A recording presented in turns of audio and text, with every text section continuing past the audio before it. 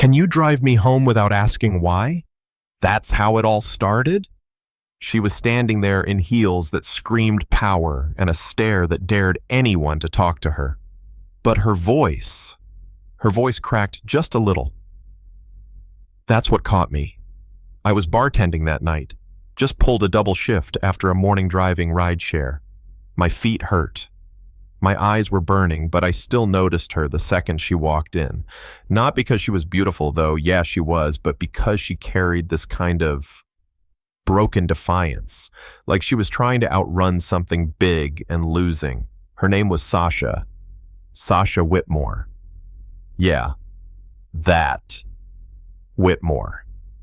Her company's name was on 3 buildings downtown.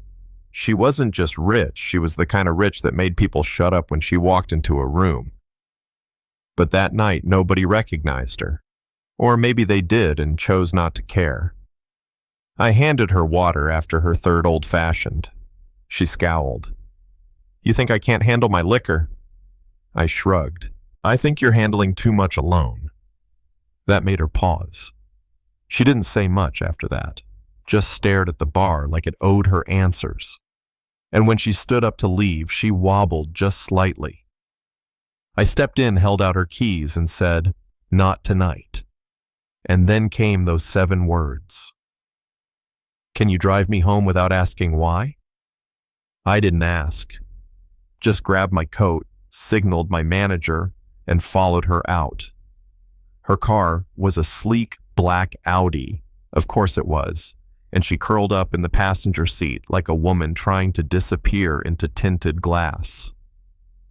5 minutes into the drive, she whispered, "Do you ever wish you could vanish?"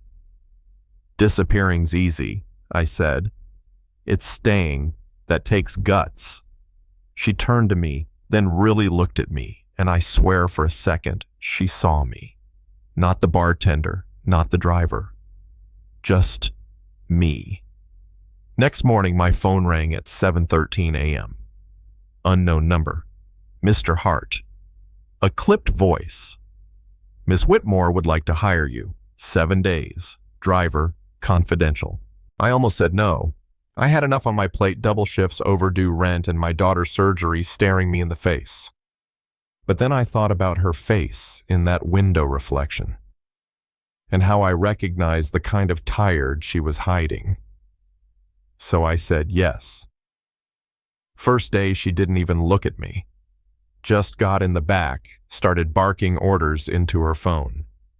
Power suit, perfect hair like the night before hadn't happened. But I noticed the small things, how she flinched at loud noises, how her fingers tapped out patterns on her knee like Morse code for stress. By day 3, she handed me a coffee without asking how I took it. Cream, no sugar, just like I liked it.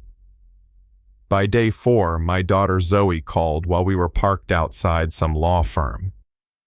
Bluetooth picked it up before I could switch. Her voice filled the car. "Daddy," my ears hurt again. Worse than yesterday. Sasha looked up, meeting my eyes in the mirror. I expected her to roll her eyes, maybe sigh. Instead, she stayed quiet, listened. When the call ended, she said softly, "How long has she been losing her hearing?" 6 months, I said. "She needs surgery soon. Insurance won't cover all of it." She nodded like she was filing that away. Next morning, she asked if I'd ride up to her office with her. "I don't trust half the people I work with," she said. "But you don't flinch when things get messy." Her office looked like a magazine spread glass chrome cold elegance, but I noticed a kid's crayon drawing framed near her desk. "My goddaughter," she said when she caught me looking, but something about the way she said it told me it was more than that. Turns out Sasha was being sold out. Her CFO, her friend, was feeding confidential data to a competitor. Her whole company, her reputation, everything she'd built from scratch, it was all at risk. "I need eyes, ears," she said. "Someone no one sees coming." "You want a mole," I said. "I want someone who gives a damn. That's when I told her I used to be a doctor. ER. Quit after my wife died in a wreck. I'd been the attending. Had to choose who to treat first, my wife or a stranger. Chose the one with better odds. Saved a life. Lost the one that meant everything. Sasha didn't say I'm sorry. Didn't give me that pity look. She just nodded, eyes steady. The mistake isn't trusting, she said. It's thinking betrayal says something about you instead of them. For the next 3 days, we worked together quietly, carefully. I watched meetings, noted who got nervous, who avoided eye contact, who repeated things they shouldn't know. We found everything: emails, schedules, parking lot footage, enough to bury that CFO. But then Zoe fainted at school. I got the call and nearly dropped the phone. Sasha didn't hesitate. "Take my car," she said, tossing me her keys. "Go." At the hospital, doctors said we couldn't wait any longer. Surgery had to happen. Tomorrow. I was short $3,000. She showed up 20 minutes later. "It's not charity," she said before I could protest. "It's paying it forward." That night, we didn't talk about business. We sat in the hospital chapel, both of us lost in our own ghosts. She said something I'll never forget. Grief and gratitude can live in the same heart. You can mourn and still be thankful for what's left.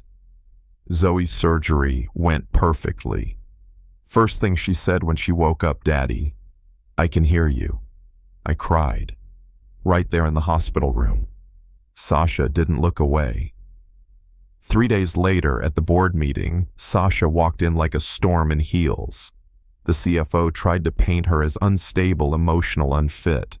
She let him talk. And then she dropped the hammer documents, emails, video.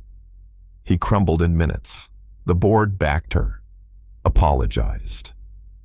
She didn't gloat, just said, "Now let's get back to work."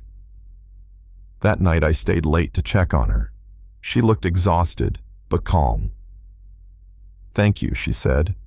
"It was just a job," I replied. She shook her head. "It never was." I should have left then, gone back to life, but I didn't.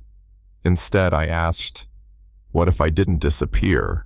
"Not romance," I said quickly. "Not yet.